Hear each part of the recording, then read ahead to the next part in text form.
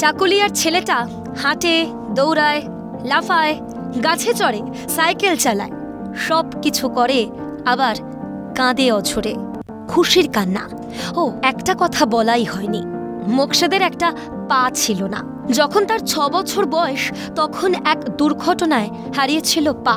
এক পায়ে জীবন যেমন হয় তেমনটাই কাটছিল। ঘরে অভাব, দুবেলা খাবার রীতিমতো বিলাসিতা।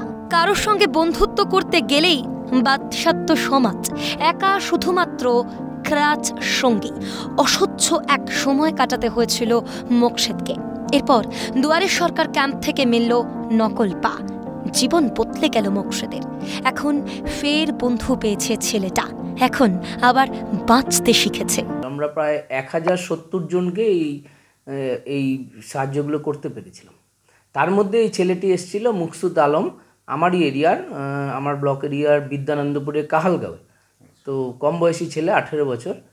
তো ওকে আমরা এইটা যখন আমাদের এই টেকনিশিয়ানরা এটা পাটা দিয়ে দেয়, তারপরেই ও আর কি পাটা পাওয়ার পর খুশিতে ও লাফালাফি করছে, ঘুরছে ফিরছে, মানে সঙ্গে সঙ্গে ও এতটা অ্যাডজাস্টেড হয়ে গেল, আমরা সবাই অবাক হয়ে গেছি। এখন আত্মবিশ্বাসে ফুটছে মোকশেদ। খেলাধুলা করতে চায় সে, খেলাধুলা করে জীবনে প্রতিষ্ঠিত হতে চায় সে, সংসারের অভাব ঘোচাতে চায়। এই যে যখন তোমার পা প্লাস্টিক পা ছিল না, বন্ধু বান্ধব স্কুলে যেত, অনেক খেলাধুলা করতো, কি অনুভূতি হতো তোমার?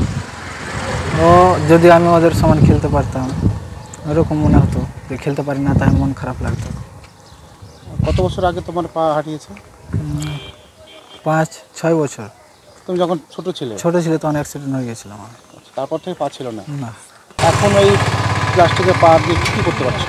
সব কিছু, সাইকেল চালাতে পারি, দৌড়াতে পারি, খেলতে পারি, ভালো প্যান্টও পরতে পারি, জুতো শুও পরতে পারি। ছেলে আবার ফিরে এসেছে স্বাভাবিক জীবনে। খুশি বাবা মা, ছেলের মুখের হাসিতে হাজার মানিক চলে। এখন তো আপনার ছেলে সাইকেল চালাতে পারছে, হাঁটতে পারছে, কতটা ভালো লাগছে? খুব ভালো লাগছে, খুব খুশি, খুব ভালো লাগে।